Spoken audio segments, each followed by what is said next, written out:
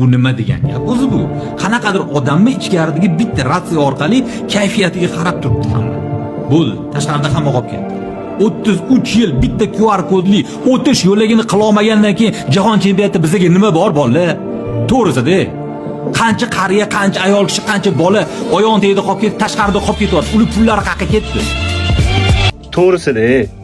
Gapni ochig'i bor, 5-6 ming muxlis ko'chada qolib ketdi. It haydagandek haydadi-da. To'g'risi gapni ochig'i. Shuncha odamni demak, mayli Toshkentdan kelganlar mayli bir avallab ketadi, lekin o'shalar ham qarg'iydi, to'g'risi. Viloyatdan kelganlar to'shni qarg'iydi. Ular futbol ko'rgani kelgan. Kecha Masharipov gapini qarang intervyusida. Bizni dushda eshitdik qizil kartochka olgandi. Shu ham gapmi futbolchilar? Tavba qildim. Dushda eshitdikmish.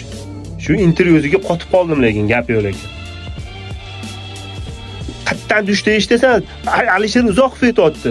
Kallasi ishlab aytibdi shu aktyor, futbolga qiziqadigan odam. Nima deyapti? Tanaffusdan keyin sallaga ko'rsatma bermadimi? Qizil kartochka olgan bitta deb aytmadi.